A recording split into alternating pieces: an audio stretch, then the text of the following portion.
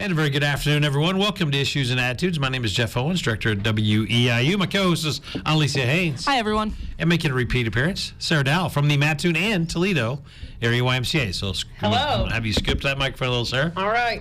Well, I appreciate you coming in. Thanks for having me. We have all kinds of stuff to talk about. I guess we'll, where do you want to start? You want to talk about this weekend's event that just happened or what? Sure. So part of my role, I should tell you first of all, so my title is the Community Director, wait a minute, let me check. Community Programs Director. The Mattoon YMCA, as Jeff mentioned. Pull that mic up just a little too. Pull it up? Yep. Okay. As Jeff mentioned, I can scoot forward. There you go. As Jeff mentioned, we have coming up on 1 year anniversary of the Neal Center YMCA. So we are 1Y with 2 locations. Yep. So this weekend we just hosted I believe we lost track of the numbers.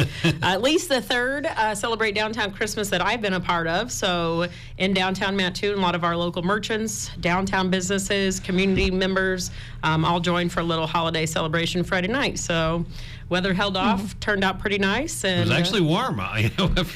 Some people would define warm differently, Jeff, but warm as compared to last year. Yeah, it was pretty decent weather. So we're grateful for that and help get people in the spirit.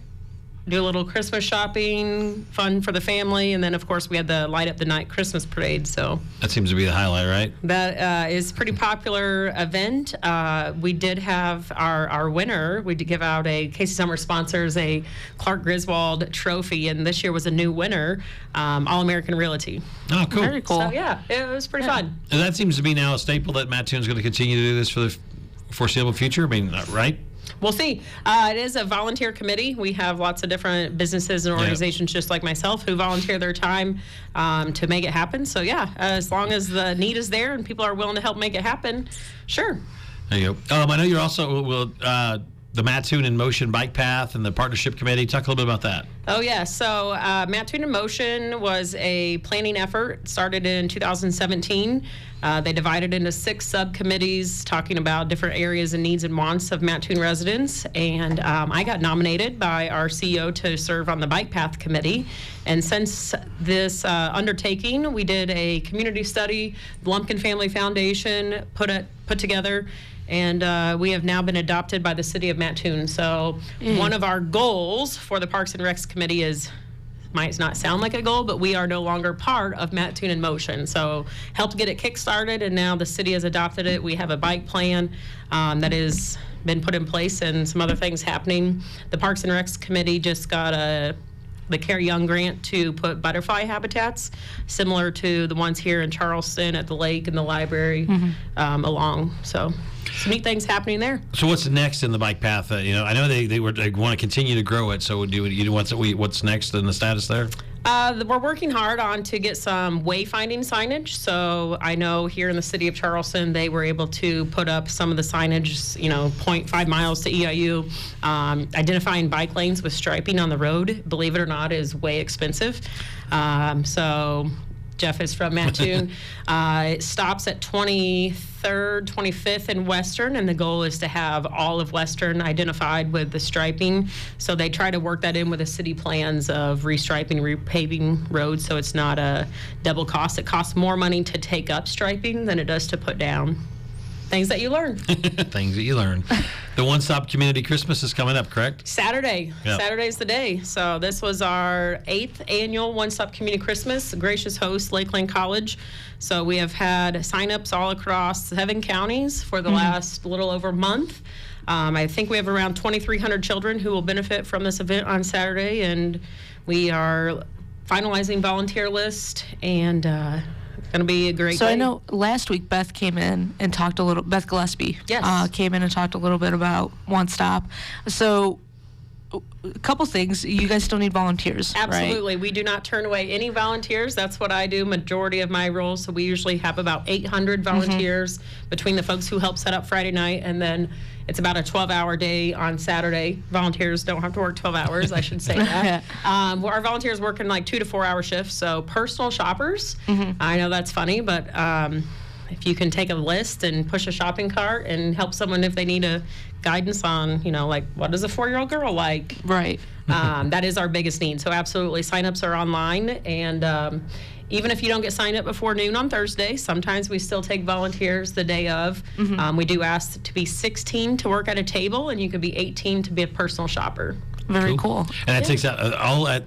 I know Lakeland College is that where it goes? The entire events at Lakeland College? On Saturday, it is all at Lakeland. So right now, our supplies, a lot of our businesses, partners have done toy drives, pajama drives. First Neighbor Bank has done pajama drives, Sarah Bush, different places. Our local, we have at least 3 NHS National Honor Societies who have collected wrapping paper.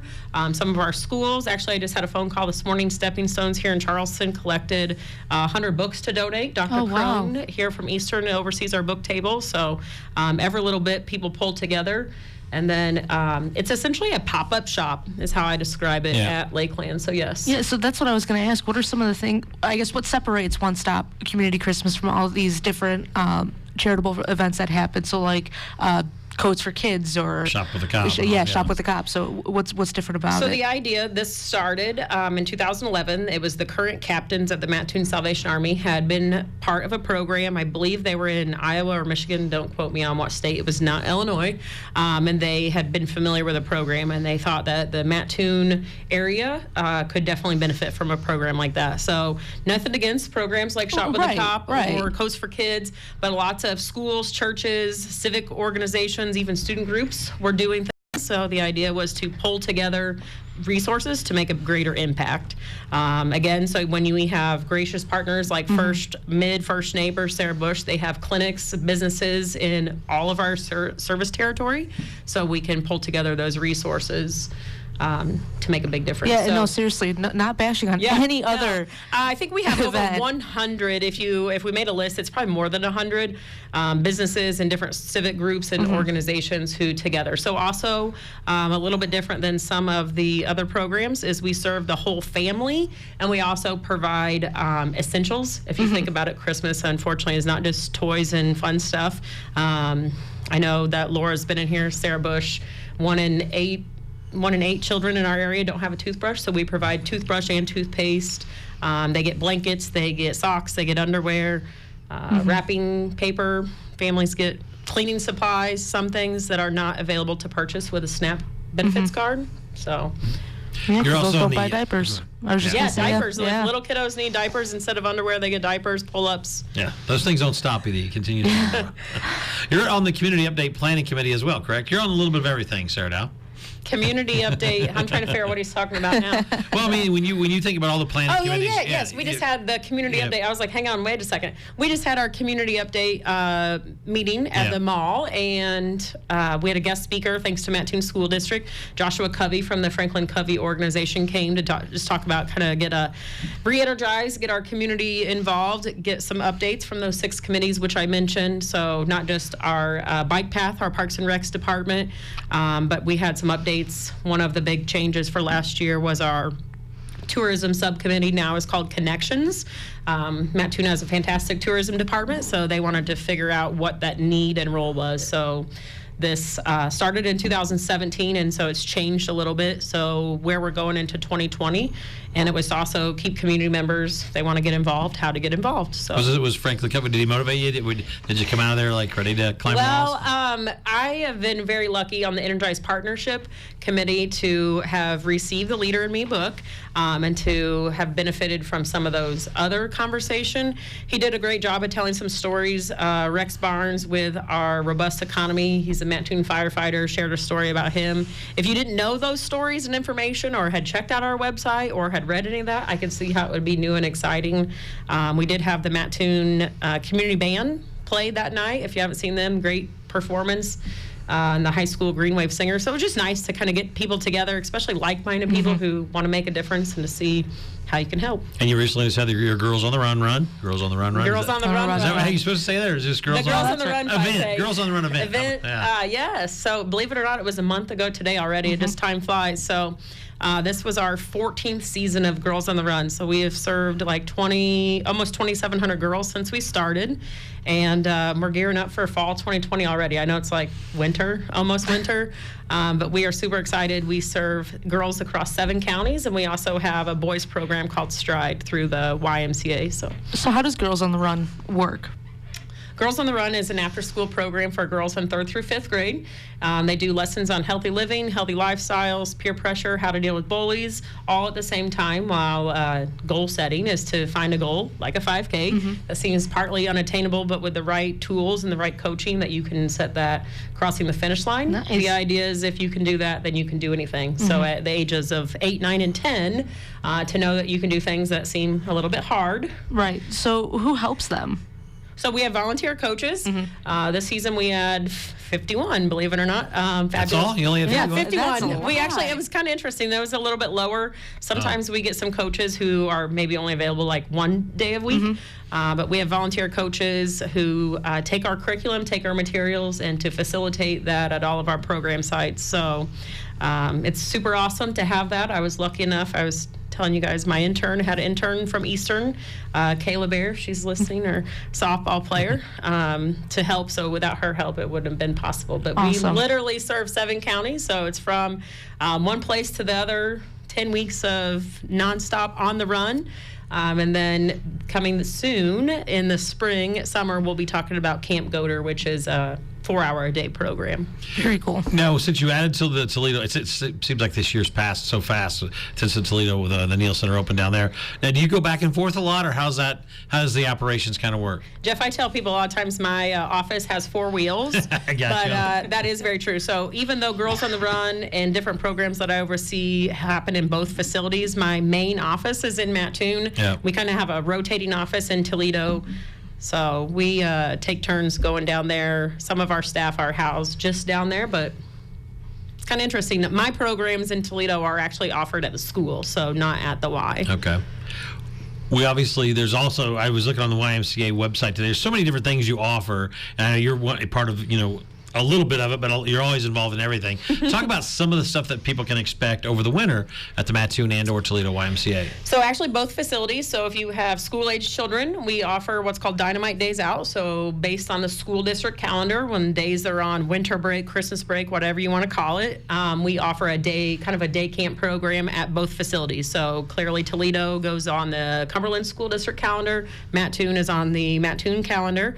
And those are for the days that the Y is open, that school is out. So we have staff, they do fun crafts, games, field trips, different activities to keep those school-aged children active and involved. Also provides, unfortunately, not all of our parents all get off work at that time. So a safe place to go. We will be having some of our winter sports are wrapping up. Registrations are indoor soccer. We have adult sports with basketball, indoor soccer for adults. We have swim lessons throughout the winter. I know a lot of people are always think like, oh, swimming summertime only. It's a good time to keep those skills. And then launching in January, we had a little branding rechange. It's a check-in challenge. So just to come visit the Y, scan in, and then that will roll into our recharge, which is rebranding of what we used to call Survivor. Okay, cool.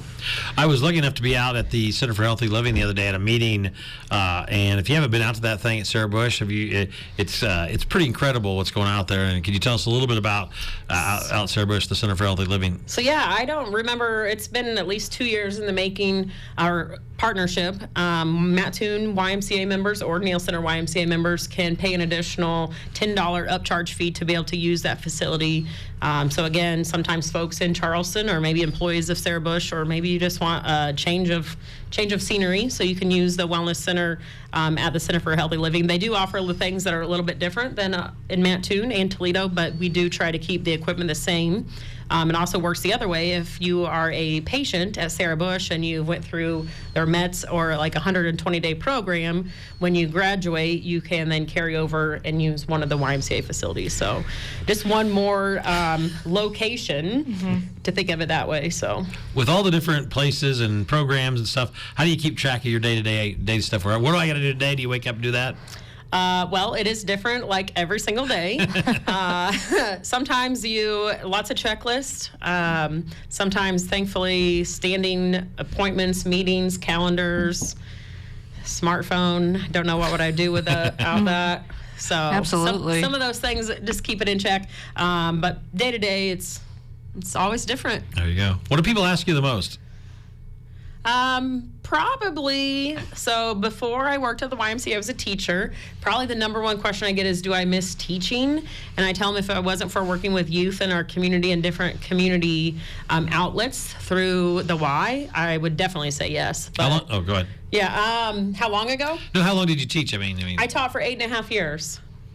Around here or where? I taught in 2 different school districts in Indiana, a couple different school districts in Illinois, and then most recently, yes, here in Charleston. So do you miss teaching at all? We have to ask. Like I said, if it wasn't for working with children with my role at the Y, absolutely. Again, having Girls on the Run and Stride, that is housed in the majority of our schools. Now I work with school administration and getting approval to use building space, and it's a little bit different. But I do go and volunteer. I serve as a volunteer with Big Brother, Big Sister, and do some other community things as I just rattled on. So yeah. Is there any committee you're not on in Mattoon? There are plenty of committees that I am not on. So there you go.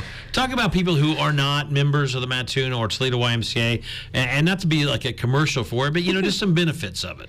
Benefits. Well, so anyone who wants to better their healthy lifestyle, again, I know there's always gym intimidation. That's huge. I can tell you, just stepping into the facility could be a little bit scary, frightening. One, we offer a trial, so you can come and join as a guest. We do 1-week guest passes, so even if you wanted to just try a certain class, that's always something that's a great opportunity. So you want to come try a cycling class, you want to come swim, maybe you're traveling, you didn't know if you have family in town for Christmas or the holidays, you don't have to be a Y member to come use our facility.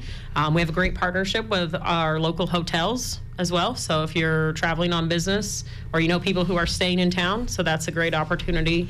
One of the other pieces I would say, try it. Give yourself, they say, don't quote me on it, like 21 days to make a habit. They're 12 weeks. Oh, we're quoting you on it. So whatever that is, give yourself a goal. Accountability, I can tell you. So finding someone to do it with you, it's always misery loves company. No. Yeah, no. One of those things, true, like though. to find somebody that comes with you. One thing I think that we really need to focus on also is a lot of our local businesses have a partnership, get a corporate discount. So some people get hung up on that dollar amount.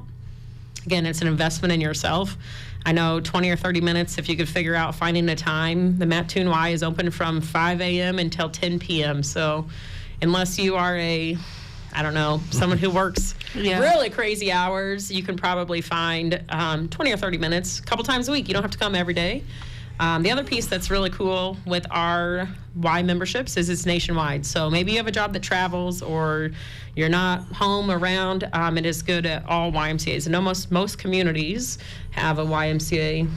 Well, see, and I was just going to say, I was under the impression that the YMCA was only for kids, because growing up, just go to the Y, because there's basketball and hockey and whatever they had. For the longest time, I just assumed that it was for kids. I had no idea that it was for adults too. So, Annalise, in our marketing, when we talk about programmings in our program committee, we focus on children from 0 to 99. It's always kind of cool is when we have members who are like 100. I mean, we have in Mattoon, a very strong older active adult population. I mean, it is happening. That's awesome. Which is great. I mean, we have some classes where it's literally they're practicing how you properly get up and down from a chair. So if stinks to get old, but sometimes to keep moving all your joints is what you need to do. So obviously checking with the doctor, making sure some kind of fitness routine is right for you. But accountability, I mean, I had to trick myself doing things like take my gym bag into work, leave it on my floor, dress before I left school. Oh, I can drive through Mattoon and just go home, or I'm already dressed. I can go ahead and stop for a few minutes. So, and then once it becomes a habit, I would say meet some friends. Maybe you don't meet friends. Maybe just use that as your alone time. We have free Wi-Fi. A lot of people it's kind of funny, bring tablets, watch Netflix while they're working out, listen to music. I don't know. I've totally answered some emails, walk on treadmill, multitask. So, what's the hardest part of your job? How to keep everything straight, like you said. So, I mean, right now it's still 2019, and we're working on things for fall 2020. So we're talking about July and August of 2020. Keeping all of those dates in together. So things like I oversee a lot of our races, community events. So, Lido Park Tri, the Run for the Bagel, those pieces, even though it seems really far out, Bagel Fest is not those happen until July, but they don't just happen. So getting our marketing materials ready, making sure that all of those things are ready to go, that our staff, also frontline staff, know what's going on. So trying to keep all the chaos somewhat organized. Yeah, it's nice when you have a staff, though. I can imagine, you have to have people on the same page and working together to just start planning ahead, this far ahead. And that's one of those pieces for myself. Yeah, we've done it, 4 or 5 years you've done you just kind of go through the motions, and then just remember, we have new staff. We have a whole new facility. So things like Run for the Bagel, just because we've done it for 34 years doesn't mean what they are familiar with in Toledo. So it's that education piece, is just to make sure, one, you're available to answer their questions, and to make sure they know they're the ones who are there on Saturdays and Sundays. As we kind of gear towards 2020, any changes, differences?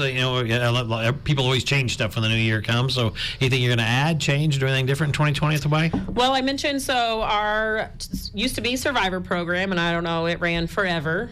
Survivor has kind of run its course. We're still going to offer a very similar program, but Emily is our wellness director and kind of changed it. So we're going to do a check-in challenge in January, and then the recharge starts in February. And basically, if you complete that check-in challenge, you get a discounted entry into recharge, and then the recharge is going to be structured just a little bit. So a lot of people set new goals, resolutions, whatever you want to call them, in January. Some people just need a little bit of extra motivation. It's the winter. So giving that a refresh, that's one big change. We're celebrating our 1-year anniversary of the Neal Center, which is kind of crazy and fun. I'm sure either we can come back and talk about it or somebody else, but our May Merriment annual campaign is going to look a little bit different. Probably in May, right? It is in May. You're right, Jeff. It is in May. But that actually kicks off in January. Okay, yeah. So it's a big event. It is a big event. So this will look different this year with the Neal Center being open, and it's just kind of taking that. It is our annual campaign. All funds that are raised support both facilities, programs in both communities. So again, how we really focus on one Y, 2 locations. There you go. Has the use of social media helped the Y, do you believe? Oh, absolutely. So one, yes, we have paid things on social media, but free, pretty accessible. We have people of all ages who are able to keep in track. One thing that, if you guys work in social media and promotion, but the videos, do a 30-second video interview clip, those tend to get more views and hits and graphics. People want to see what's going on. So showing our members, showing different people, playing pickleball. What does it look like to have a parent-child swim class? Those type of pieces. Those early morning body pump people at 5 in the morning, they're crazy ones. That's right. Right? Yeah, that's my one. But all of them too. But yeah, so there are things happening at the Y as from the time we open till the time we close. So sometimes it's hard to capture what is truly happening. Just like Annalise mentioned, it's not just children. A lot of our children's programs are not actually within our 4 walls, so it might be happening at the school or different places. So because the year's coming to an end, I feel like it's appropriate to ask this, but did you have a very significant or influential moment this year, being in the position that you're in? So one of my greatest things that I can always say, and since I've started in this role with Girls on the Run, is we have worked very hard to not turn anyone away based on financial need. So our program costs $100. We have our registration open at the end of July, beginning of August, right when families are going back to school. So that can seem very substantial. Our free and reduced lunch rates are climbing in this area of food insecurity. So one thing that we can do is to be able to say yes to every single scholarship request. So to date, I don't get too hung up on the numbers, but we've given around $70,000 in scholarships. Now that's since 2011, but I was able to say yes. We had a family situation in Windsor, and the child is in foster care. So the biggest thing was making sure that the safety procedures are in place, which we have. All of our volunteers have background checks. We're following school safety, but it's just to make sure that that girl has the right support with the right coaches, with the right tools for the program. The foster mom wanted to make sure what the program was about, and I said, we can send you all the information you need, but if you ask the caseworker, social worker, thankfully, Girls in the Run's been around since 20 years, and that they can say, oh yeah, we've heard of that program. So that is always really cool to be able to say, yes, this is a safe place for your girl to come and join, to meet other people. Unfortunately, in the foster care system, you're moved around a lot. Things aren't steady or consistent. Yeah. So there's always little stories like that. I mean, we serve all 3 school districts here in Coles County. We have some that have super high free and reduced rates, and again, we're able to say yes to all of those. So we work hard with grants, sponsorships, donors. We got a significant scholarship fund from a former participant who passed away, and so her family donated those to us, so we can able to. So then, yes. Because you've worked with children, I think it's really important to help kids for a lot of reasons, a lot of future reasons. But in your own words, why is it important to help them now when they're young and so easily impressionable? Some of the items which we've talked about too, talking about how to deal with bullies. So again, if you might be experiencing that, unfortunately you see your friends not making positive life choices, and you can easily follow the leader down that wrong path. Talking about things like healthy eating, healthy living. We're trying to get adults to talk about why it's appropriate to exercise and to move your body. So things, diabetes is super high rate with children, unfortunately. Talking about the social and emotional effects. So social media at that age is very impressionable. Things that you see on YouTube and on social media and TikTok, and I don't even know all these different platforms. My students would tell me I'm old, but again, just making what is it that I'm looking at, kind of a different lens to view.